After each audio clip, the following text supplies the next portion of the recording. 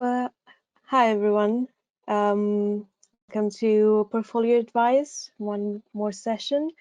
And we're gonna talk about how to prepare a successful portfolio for BA photography and BA photojournalism and documentary photography. Just a little bit about the people that will be talking to you today. My name is Lamprini, and I graduated from BA photography 4 years ago in 2016. Quite a long time, but still really interesting. And with me, I have Bill Bradley, who is the academic admissions manager, who is going to help us a little bit answering any questions and putting his input in the presentation. Just to let you know, the courses that we're going to cover today is the BA photography and the BA photojournalism and documentary photography. They're both great courses. They both deal this, with different aspects of photography. We have the BA photography, which is the more experimental course, and the one that you can try a lot of different things. You don't have to specialize, and we'll talk about this how your portfolio should reflect this. And the BA photojournalism and documentary photography, it is specialized on this area of photography. And we're also going to mention the how you should focus on that aspect on your portfolio. There are a lot of elements that both of them will share. So we'll start with this, and then we'll make sure to show you the differences and how you can differentiate your portfolio from each course. So if you have any other you need any other portfolio advice about other courses not covered today, please have a look on our website. You can book on our open days, and also there will be you can go onto the website on the arts.ac.uk/portfolio that you can check any other advice. But the best place for me is always our YouTube channel, which you can see recordings of the sessions, but also recordings of people talking about the courses. We have the specific course sessions, so make sure to have a look at on these sessions as well. So today we're going to start talking about what are we looking for a portfolio when you apply in these two courses. A portfolio is something really intimate, something really is the most important part of your application, but also is not only in the future, your portfolio will be the most important part of your application for a job, for an internship, for anything else that comes forward in your life, because it represents of who you are, of what your personality is, your potential. It's a collection of your work that demonstrates your creativity and how you have developed it over a period of time.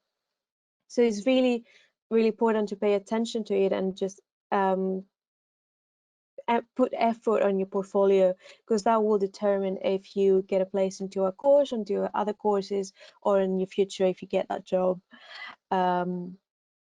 or be part of an exhibition, basically. So we're going to talk about the requirements, and then we can expand a little bit and just elaborate of what else you can do. So if you have been on the website already, you've seen that both photography and photojournalism, documentary photography, we require a maximum 20 images for your own original photographic work, and I will explain what that means and how you can work around it. We need to see development. We need to see how you worked on an idea and how you evolved, and what technical abilities you use, what different techniques you use. So we want to see research, development, and outcome. That's really, really important. Of course, if you're using secondary sources, make sure to credit the artist is really important, so we know the difference. There are a lot of different things that you can do. So you might see, oh, maximum 2 images, that I want to show even more than this. So we can you will hear me talking about more like files instead of images, because we'll be working on a digital portfolio, and due to the current situation as well, a lot of universities will ask you to upload a digital portfolio, but also we'll mention it as well later on the presentation, is something that you should consider, because that's how in the future, but also currently as well, a lot of companies, they ask for digital portfolios. So we'll show you how you can work around it and how you can present your work in the best possible way. So we're talking about personality, and it is the most important thing that we can see from your portfolio. We see what you're interested in, what your passion is, your enthusiasm. So it should reflect this. It should reflect your interests and inspirations and your technical abilities. So it is your chance to show who you really are and what you bring into the course, and what you want to look forward into the course, what you want to work on. So it's really important that you show your work and what you feel that is the best for you.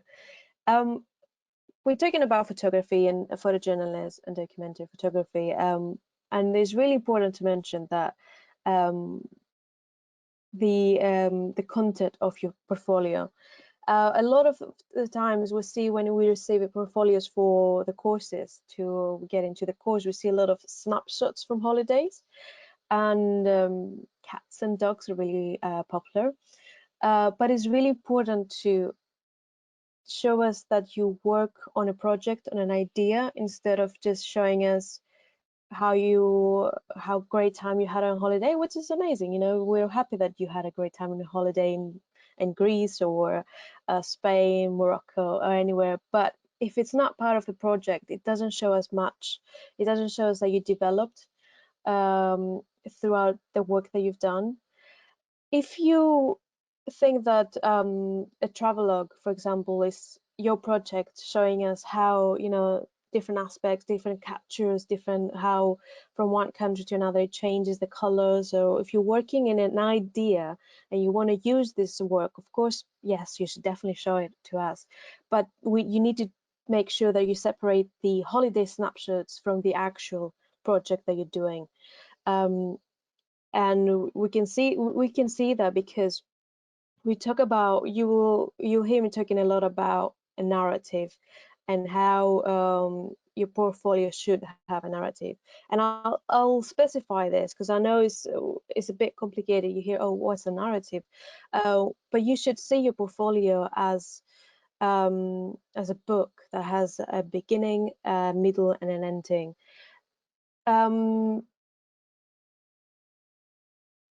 So of course, we mentioned, you know, you should consider the audience, you should consider who is looking at your work, and that's why especially in this session, I have to make it clarify that you should present two different portfolios. Even though you're applying photography and photojournalism, documentary photography, you should have two different portfolios. When you receive your the confirmation that we've got your application and we want you to upload a portfolio online, you will receive two different emails. So you will have to upload your portfolio. You have two different accounts, basically, not accounts, but you will have to upload your portfolio twice, basically, or 3 times or 4 times, depending of how many courses you applied. So it doesn't matter if you're applied for photography and photojournalism, you will have to upload your portfolio twice, because you will receive 2 different emails for this, and it should be a different portfolio because each course requires different things to see. So for example, if you are showing something, if you are interested in both the courses, you should show on your photography, for the BA photography, that you have experimented a lot with different types of photography. Maybe you didn't specifically have to, but we need to see experimentation, and we need to see that you interesting maybe in working with different mediums. Maybe you work with analog photography a lot.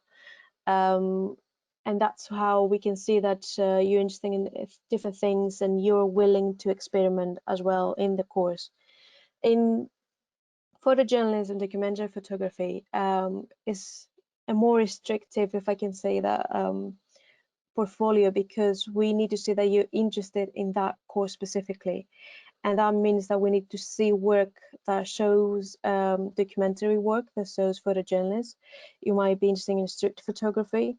Even if you work with fashion photography and you think, well, I like documenting how people on the street they show they're wearing the different areas of London. For, let's say different area. I live in London, so I'm going to mention London. You show that you walk around, and in different areas of London, you see that people dress differently, and not that because it's just the culture, how communities they work in different areas, and that you want to document that. So you bring fashion, but in the aspect of documentary photography, we want to see that. But if you show us only editorial images of fashion, then we might say, well, maybe that's not the right course to be. Maybe you should apply for BA photography or fashion photography. Which the same goes into if you apply for BA photography and you show us only fashion. If you show us only fashion, we'll suggest maybe you're interested in fashion photography, so maybe that course will be better for you instead of our course. The thing is that another thing that I need to mention is, of course, your personal statement, which we're not going to elaborate on personal statement here, but I will mention it because they work together. So if you only have work that showcases, it has no documentary photography there, there's nothing photojournalism in there, but you're interested in this course, this is the course that you want to go. You can mention on your portfolio as well, because you have the opportunity to write, to let us know what's going on, but also in your personal statement that I've worked with this type of photography, but I've realized that this is the way that I want to go. And this is photojournalism, documentary photography that I would like to do more. So we'll see that actually, even if you're showing us a particular aspect of photography that doesn't necessarily reflect the course that you're going into, that you are interested in this type of photography, and that's the course that you want to go. So I know it sounds quite complicated, but honestly, when you're building a portfolio, it's so intimate and so personal that it will become clear when you're putting it all together. And I would definitely suggest to start putting ideas together, now, or you don't have to wait to receive that email from us or from anyone else. Just start building your portfolio slowly and see how it grows and how it develops, and you will start seeing the bits that you want to add in and the bits that you want to take out. So we're talking about the balance, and I know the perfection always comes when in the portfolio when we talk about portfolio, but we kind of say that we're not looking to something to your portfolio to be perfect. We know that you're coming here to study. We know you're coming into uni to learn and grow and develop and evolve. So we're not looking to see something that is 100% professional. We want to see that you put effort to put it together, that you thought about it, that you realize that maybe this image doesn't work with this one. Or that shows specifically the project that I worked with, so maybe I'll add them together instead of just dropping images randomly, because it doesn't show us anything to be except of that you maybe taking really nice pictures. So don't be scared of imperfection. If you've done a mistake while you were doing your project, but that helped you actually to realize, oh, this didn't work, but this actually works. Or a lot of the times mistakes are the ones they're the best outcomes. So we would like to see that. We would like to see that you've done something that it didn't work out that well, but actually it really helped you to move forward with your project. And that's something that really shows us how you evolve and develop in your work. So we like to see final pieces, but if it's something that you're currently working that you really want to show us, but you don't have something final, then we'd like to see that as well. We'll be really interested. So you see, we mentioned here that instead of presenting chronologically, we advise a strong narrative. So that means that you don't have to show your work from, basically that you've done some work in 2017, then that's my work in 2018, 19, and then this is what I'm doing now.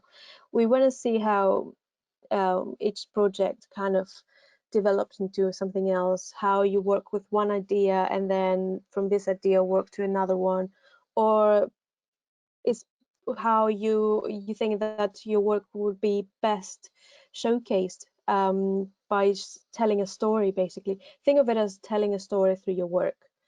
I'm talking a lot about projects, so it's really important to see projects, because this is how we can see the ideas and the interest that you have. That's why I mentioned that we're not interested in random images. If you just sit down and drop images onto your portfolio, it is really difficult to make a decision on this, because it tells us nothing. And I know it sounds a bit harsh, but that's the reality, and that's how you will work in the future as well. So make sure that your portfolio has a balance. And what we mean with balance is the images that you have in one project or the other one, how well are look together. And I did say that I'm going to talk about the images, and I'll mention it a little bit later when I tell you as well about the process that we use for your portfolio. So be decisive. We would love to see all the work that you produce throughout the years, but unfortunately that is not possible time-wise, as we have to see through a lot of different applications. So, and it's really important, if you show us the specific things, even if it's 2 projects with 3 images and a little bit of sketchbook work, and we can see that you paid some effort and attention. You don't have to pack your portfolio. We just need to see that your portfolio is coherent and it makes sense, and we can see your development. So of course, a collection of varied projects.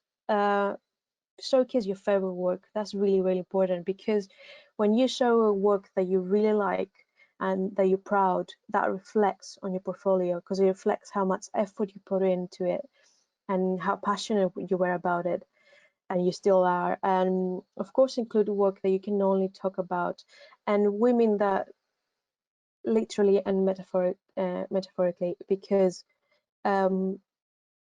if you showcase your work on your portfolio, and then explain what's going, we can see how smooth and how comfortable your portfolio is, basically, and you can see how that it makes sense, and it goes from one way to another in a really nice, coherent way, instead of just adding something just to make it bigger, looking more full your portfolio. We like to see less than more. If it's, we can see that you've added something that it doesn't make sense, but you added there just because you wanted to fill a gap. So we prefer to see the gap instead of something that doesn't work there, if that makes sense. So if, for example, you might be including film, and because I know a lot of people in photography now, and in the past as well, they use a lot of moving image. I did as well. A lot of people from my course did. So if you're including film, make sure to edit down and maybe include some stills. So if you want to show a film, don't show more than 2 minutes. I would say 1 minute, maybe up to 2 minutes will be okay, because that will give us time to actually see what's happening. Also, the stills, if you want to throw a couple of stills in there, that should be fine. And we'll talk about format. So as I mentioned, show us what you love. We need to see what you like, what you're interested, what you want to work more in the future. So don't just assume that what we want to see, and so it's exactly what you want us to see. This is your portfolio. This is how it is kind of part of your soul, if I can say that. It's really, really important. It's who you are and how your creativity flows and your point of view. So make sure to show us what you really like and love and who you really are, basically. You might think of portfolio as something that is just something that I need to show. I need to do it because I have to. It's part of my application. But it's more than this. You need to see your portfolio as your journal and through this part of your life, which is your creativity as well. So see it as something more personal instead of just something that you have to show to people because they ask to. It will make the process a lot better as well. So we'll talk about more technical aspects of the format. There are a lot of different things that you might have that you want to show. And I'll come back to the 20 images that we talked about in the beginning, and you might think, oh, this is not enough. Or it could be that this is a lot, but we say maximum 20 images. You don't have to reach the amount of images. And if you think there's a lot less that you were thinking to upload, then we'll talk how you can work around it. So of course, be mindful of presentation. Presentation is everything. So make sure that your images are high res, so high resolution, and that is not too big from the file that you've been asked to upload, or not too small that is too pixelated. And especially when it comes to photography, we want to see detail. We want to see how, if there's a lot of things going on. It's really important. But photography is all about being, good presentation and just we can see exactly what's happening, because that's how you tell your story. If by being pixelated or out of focus or anything like that is part of your project, yeah, then that's fine. I'm sure we'll be able to understand that. And of course, by letting us know your project and your what was the idea behind it. And the other thing is, we would like you to see your developments and your research. So if you want to show us sketchbook, would be really important to see your work, but make sure that when it will be better to scan your sketchbook instead of taking a picture of it, because there's more better quality. But if you're not able to scan it, then it's fine to take a picture, but make sure that when you're showing us your sketchbook work, it goes with your project. So for example, you show us your work that you've done in this project, and then you show us at the end, this is my research, a little bit, maybe a couple of pictures of your sketchbook, that this is what I've done. They really have to relate to each other. You don't just randomly throw images of your sketchbook to show us your interest and your influences. We need to see how each page of your sketchbook correlates with your work. And of course, if you have 3D work, which is of course is possible, you might be interested in sculpture and photography as well. It could be anything else, so 3D 3D sculptures. So if you would like to show us this, it would be best to photograph it against a clear background so we don't miss any details, or you get distracted by a really busy background. Again, I'm going to mention, if that's something that is part of your project and how you work with the image, then of course this is we giving you the advice, but that can change according to your plan and what you want to show us. So make sure that you give your work room to breathe, and when we say that is nice and clean and is pleasant to the eye and is not too busy, because then we might miss something that you wouldn't want us to miss. And of course, are the items close together linked? Are the images close together linked? Are they larger images more important than the other ones? And are the images on their own final pieces, or you might want to have a diptych that you want to be together as a final outcome? So add text to your portfolios. Don't be scared of writing. We're not expecting you to be the best writers ever. Of course, we just want to understand what's happening. So don't just think that we're just going to guess from what we're seeing what's happening, because we might guess something of what's happening in your work that's completely different with the whole idea of your project. So don't be scared of text. It's really important to, again, think about presentation.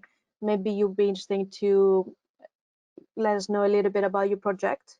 Of course, we're talking about text, but make sure that it's not too long, it's not too much of information. Just be decisive again, and just make sure that you give us the right information in a really small sentence, basically, and just let us know that this is my idea, this is what I did, and this is what you're looking at, basically. If there's something specific, if you use a skill or as a technique that is really, really specific that you need to let us know, this is something that you should include as well.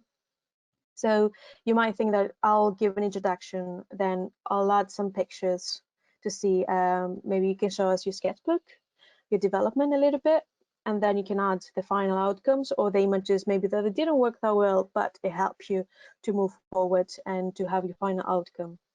And then you can start again if you want to show us another project, again an intro maybe, then working through your research and your development and your final outcome.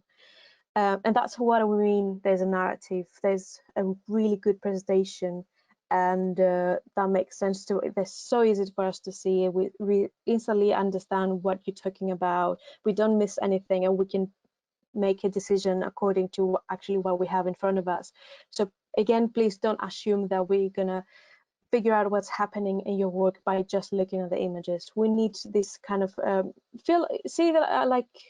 think about it as you're talking on paper, basically, that you show, instead of just you being there, your portfolio actually does all the talk. So just add just of that bit of text to make sure that we won't miss anything. Of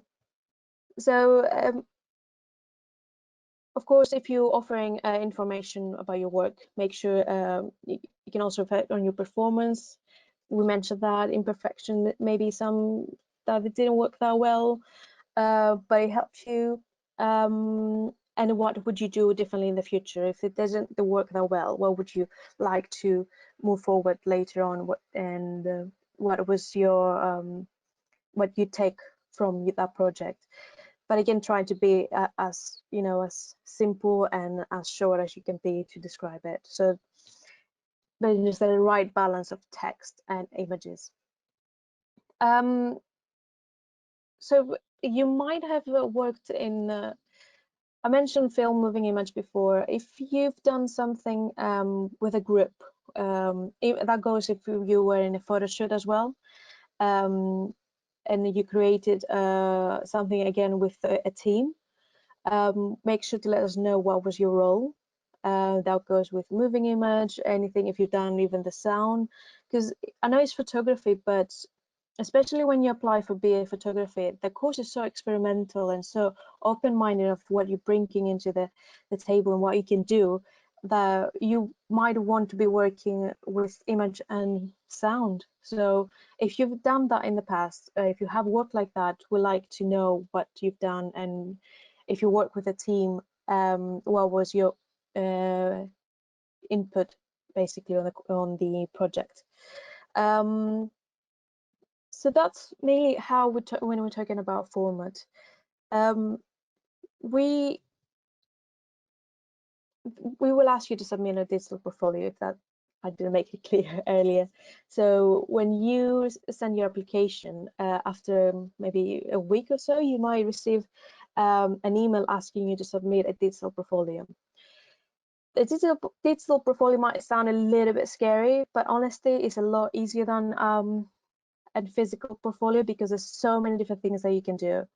It follows the same rules as a physical portfolio. It's, again, as we said and we discussed, and it's the right presentation, the balance of it, to be decisive on choosing which work is the right for your portfolio and your audience, and what doesn't work. And I know it has been on the, you might have taken the 20 images as more being part of a physical portfolio, but think of it as 20 files when it comes to digital portfolio instead of images. And I think that will help you a lot to understand how you can build it. Because the thing is that you can basically create a file of 2 or 3 images or even more if that's what you if you are able to, and that could be one file. So that's what your one image, and there you go, you have your whole final outcome in one file, and that's it. If there's something that it works, or if you want to show us your research and your sketchbook, you might have 2 images next to each other and say this is what I've done, and that's one file. So one image again on when it comes to the online portfolio. So there's so many different things that you can do. So don't get stuck on the idea, oh, I only have 20 images to show. Just think a little bit outside the box and see how you can present your work in the best way that reflects your ideas and what you've done. And just don't think about, I need to remove this because I have no more space, and because I need to submit only one image on my portfolio, up to 20 images, and it needs to be one single image as one file. Of course, feel free to ask me anything if you have any questions later on about this, and I'll try and answer them and clarify even more. But the whole idea of your digital portfolio is to be more open-minded about it, and just think that first of all, you can use sound files, you can use video as well, as we mentioned. If you have lots of work that you like to show, that is your sketchbook, and that makes sense basically with your the project that you show us, you can take a quick video of it just to show us the different pages.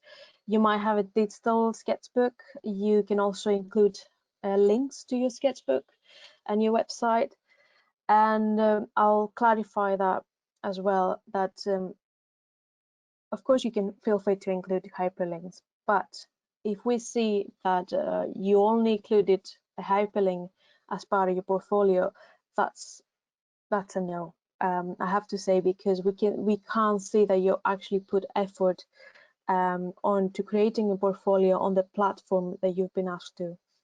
And it's really, really important, because you wouldn't show up in a face-to-face showing your portfolio a physical portfolio, just writing the link. Think of that. I know it's a bit weird, but this is what we want to see, that you put effort. It's so important. But if you want to show something extra, something that you didn't have the space, you didn't think that it was really like important, but it's something that you would like to show us that you've tried. So make sure that the work that you're showing in your portfolio on the digital portfolio that you've been asked to showcase the important, your favorite work, the one that you think this is something that you definitely need to see the moment that you need to open my portfolio. But there's something else I'd like to show you. So this is a link. If you're using your Instagram as a way of showcasing your work and something extra that you like to show us, of course you can put a link of your Instagram, but of course make sure there's nothing there to make that it shows something that is not part of your photography related application. So if it's more like going out with friends and, oh, there's some work that I've done, but let's go, it's more about going out with friends and snapshots of holidays and dogs and cats, which is, it's not totally normal. We make sure that you don't include that. If you have an Instagram account that it only has specifically your work, yeah, that's fine then. Just to again clarify, we're not going to go and look out for your Instagram account, so don't be scared about it. It's only if you show it to us, if only you put us in that direction, say, I want you to see my Instagram account. So we're not looking at social media. So that's what we mean with the hyperlinks. You might have some videos, you might have a Vimeo account that you like to show, but again, if you put a hyperlink, just have that in mind, that there might not be enough time for the person that does the decision to have a look. So just add it just in case there's something else that they can see. And make sure your portfolio is exactly what the one you want them to see, and you don't want them to miss. We're using this platform that's called Pebblebud. You can see the link to the to our website. Pebblebud is going to be used, I think, is already being used by other universities, especially now. We've been using it for about 3 years or so. They'll be doing digital portfolios, and it's been great. And you have full support from the team. We have a team specialized on Pebblebud that if you have any issues with IT, when you can't log in or you forgot your password, we have people that can support you and help you. You will be sent a link with your login details. You can change your password to something you can remember. And you don't have to submit your work the minute that you get into Pebblebud. You can go, log out and come back and just do it another day if you think that this is not ready yet. I need a little bit more time, but I can upload this work for now. And when you're ready, you can click submit, and that goes straight to people that are doing a decision. Just mention again, if you're applying for photography and photojournalism, you should have 2 different emails. So again, you have to upload. Don't forget to check both emails and make sure that you upload work for both of the courses. And you can see on Pebblebud, there will be different tabs of the courses that you're applying that they need you to upload a portfolio. Of course, if you're applying for a course that doesn't include that doesn't need a portfolio, you might apply for another course as well. It won't be there, but the rest of the courses will be if you're applying with us for multiple courses. And of course, make sure that you are uploading the right portfolio for the right course. There have been mistakes in the past, and it's normal, it's human, but just do that kind of double check that this is photography and this is photojournalism, so I uploaded the right portfolio. There are specific, more technical aspects of Pebblebud that you can check on the website, and they will come to you as well when you receive your email. For example, the size that you need to have your the files and the images, so they won't get rejected, basically. And again, the Pebblebud system itself will contain really detailed instructions on how to upload and submit and what is required for each course. Make sure to check again the website. I mean, the specification, the course specific, the portfolio requirements for photography and photojournalism is the ones that I told you. That's the same ones that you find on the maximum 20 images that you find on the website as well. But if you want to have it double check. So the other thing is that the only types of files that we can that you can upload is other images, which is the variety like JPEG, types of images, files that you can upload. You can upload audio such as MP3, MP4, WMA, and then video as well, like MP4, MPEG, and all this kind of MOV, which is like the Apple kind of version of video, which is, you'll find all these details again on your email. There will be links to send you exactly straight to the website, and of course the file resolutions that you should have for your files. So you make sure that they won't be bigger than they should be or smaller than they should be, basically. And again, where possible, work should be scanned rather than photographed. But if it's not possible, it's fine if you can photograph it. But make sure that we can see clearly what's happening. So in a bright and clear environment, that will be the best. And you're showcasing again your photography abilities because you're applying for a photography course. So make sure to be clear everything. There are a lot of things to consider. We cover most of them, I think, in the presentation. Of course, we're gonna answer any questions that you might have now in the Q&A, but feel free to have a look, to take down also this the emails for a specific area that you might want to have questions. And I think we're ready to go to a Q&A now. Is that okay? Yeah, thank you, Lamprini. Thanks for your presentation. I think it was really great. A lot of these questions will have come in as you were talking, so I think you will have already answered some of these questions, but we'll go through them all the same. So yeah, we'll start at the beginning. So how many projects are you expecting to see as a part of the portfolio? Well, that's actually a question that comes up a lot, which is it's an important question. So we were looking around 2 to 4, I can say, maximum 4 projects. Of course, if you still have space and you like to show us something more than 4, that should be okay. That should be okay. But I think 2 to 4 will give us a really good insight of what you're interested in, and how you work with different ideas and projects. So definitely, if I know it sounds maybe, sometimes when you, especially in this term, if you're at school and you have schoolwork, that you might not be able to finish your project when it comes to when you apply your portfolio. It's fine. You can still upload your unfinished project.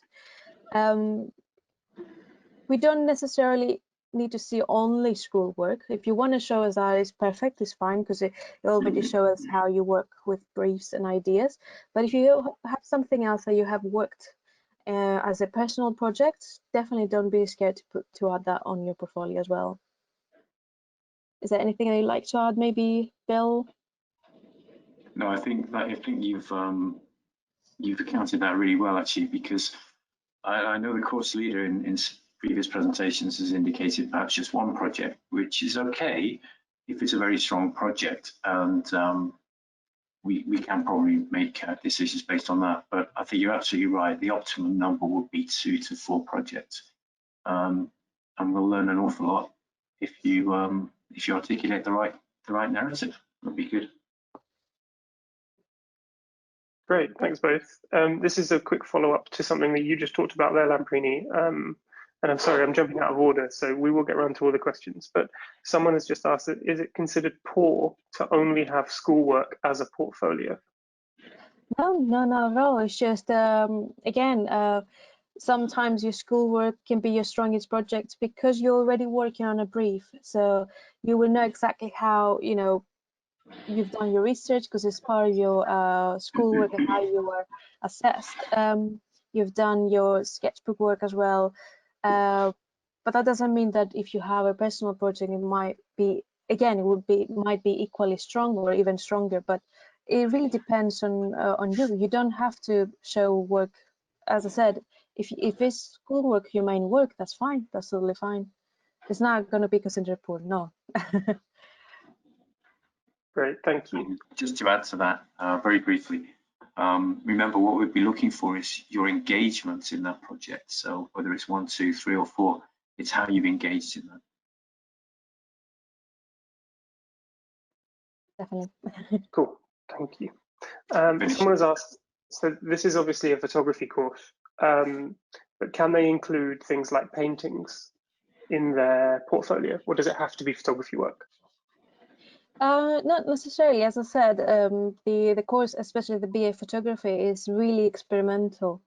When it comes to photojournalism, documentary photography, of course you can include some paintings that you've done if they showcase something as part of this course, that it will, maybe you worked with photography and painting together. Maybe the painting that you've done help you to work further on your project as image based, as photography based.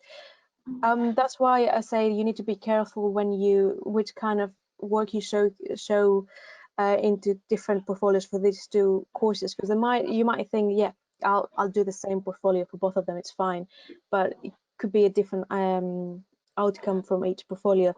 When it comes to paintings, though, and your life drawings, sketches, anything like that, for the photography course, make sure that you don't include only painting or more than your photographic work, because we might think that maybe a different course will be better for you instead of this one. But if, for example, you're working with photography and painting, and you might be working even with photography and embroidery, which we've seen that a lot, and something that is okay. That's definitely, you know, you can show us that this is the work that I've done, and I work with both painting and photography. Or you can say later on, you know, if you just have paintings from a project, you say this has helped me to move forward with my photography work. So just be careful. Again, it's all about balance. Just be careful not to be too much and shadowing your photographic work. Is that okay, Bill? Is there anything that you like to add? I think that's a really clear answer, because it is all about the relevance. If you can demonstrate that you've submitted it because it's relevant, then it's a strong thing to do. Mm-hmm. Great, and then that would extend from paintings to other subjects. So if someone has done stuff in a subject like DT, design technology, for example, the same applies. If it's relevant, include it. And if it's a strong piece of work, you should include it, right? Definitely, yeah. Okay, great, thank you. So the next question is more about how you build your portfolio, and you talked about narrative earlier on, so you may have already addressed this, but what kind of order should you put your sketchbook work, and how much actual sketchbook work, how much sketchbook work can you include in your portfolio? What kind of balance can you, what balance should you strike? So we said, yeah, we talked about narrative because we thought it makes, you know, you see, it's like a book. It's like telling a story with your portfolio. We do want to see your sketchbook work, but again, it shouldn't be too much. It shouldn't overpowering your main work, your image-based work. So that could be, as I said, it's up to you how you like to show your sketchbook. If you want to start with your sketchbook work, that shows your research and your development, and then maybe show us your final outcomes, your images. You might want to start with your final outcomes and then tell us this is how, or it's the outcome that you saw at the beginning. So it really, that's a little bit of how it would represent, again, how you think that it would represent you and your how you want to show your work, basically. If you want to be a little bit more, I'll be a little bit more specific, but you've seen that we don't include examples because it's so personal, your portfolio, and so intimate, and we can give you lots of advice, but it's up to you how you interpret this advice. And when it comes to portfolios, there's not right or wrong, but there is how you can do it better. So for example, you have a project, you have maybe let's say 2-3 images for your final outcome. It would be good to see maybe 2 images of your sketchbook, but it needs to be really, really relevant to the work that you have shown us at the beginning, or you want to show us later. So think about as chapters on your portfolios. On your portfolio, you have chapter 1, so you have 1 project. You start again, as I said, maybe a little bit of intro. Remember, just use your text. Don't be afraid of it. It doesn't have to be an essay. It can be 2 sentences, and that's it. You explain everything. So maybe an intro, then you can show us either your sketchbook a little bit, some images of your sketchbook. You might want to include a video of your sketchbook, a short, maybe 1 minute long video of going through your sketchbook and talk about it. You don't have to show yourself, you just talk over it, or you can just have some text as well in the video. And then maybe you want to show us your final outcome. So that's why I'm saying think outside of the box. Don't think of it as one-dimensional. There's one thing that you can show on your portfolio. It could be so many things that you can add there because it is a digital portfolio. So yeah, just make sure that your sketchbook is now more than your actual work. If you have, it could be that you have 2 images as your final outcome, but then you have some other 2 images that you want to show us for how you developed that. So maybe something didn't work there, but it shows how you moved from A to B. and that's fine. But it's really, it's up to you how, if you want to start with your sketch work, or if you want to show it at the end, maybe at the middle. But see your projects as chapters and how it develops. That should be easier to understand, and it should be easier for you to work. You don't have to show it chronologically, as I said. If that makes more sense to your work, that's fine. But I think just see how your portfolio reflects exactly of how you see your work, and it makes for us easy to understand what's happening. I think is that okay? Yeah, totally. I think you're quite right. You hit on something there, that there's no right or wrong answer to these questions, which is why it's so difficult sometimes to understand if people are getting on the right track or not, because it is so personal, like you say. Yeah. So there's a few questions here about text, and if you want descriptions in your portfolio, and if you need titles. So how can you? Yeah, what kind of examples can you give for people to using text in the portfolio? Okay, so when you upload your work on your portfolio, you have, if you use PowerPoint in the past, you'll see that it says text block and image block, or if you use, if you've done blogging or building a website, you see that they have different blocks for text, or different tools for text and images or video. And that's exactly how Pebblepad is. It will let you know that this is a text box, this is an image block box, and this is maybe a video or audio. So you can select the different files that you add. So when it comes to text, you can either include, let's say you work on Photoshop and you have 2 images as one file, and then you include some text in the same file on the actual, image. That's fine if you want to present it like that. Which is, it could be, you might be working with InDesign and you would like to show us one page. Again, remember to make sure that you export everything into the right file that is appropriate for Pebblepad, what Pebblepad accepts, basically. It could be that you add a text box from the actual Pebblepad, you write something there. It could be a description. It could only be the title. Usually what I've seen and what I would have done is to maybe add the title and the description together and then show us your work. If, for example, you show us your sketchbook and you want to talk a little bit about what's going on in your sketchbook, maybe you can add another text there, another box. Or it could be, if you want to make it easier for you, you can build the whole portfolio digitally on Photoshop maybe, or anywhere else that you think is, you can put images and create pages, and you can add the text underneath and upload it as one file, as one image.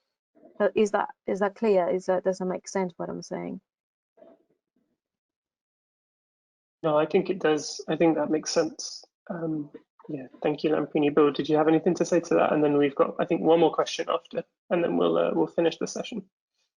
I think what's always good, and this isn't a really hugely helpful answer, but it's always something to bear in mind, is when you're producing text, even when you're producing your images and your portfolio in general, you should always ask yourself, take a step back and ask yourself, what's the objective? What am I aiming to do by showing the course team that particular project?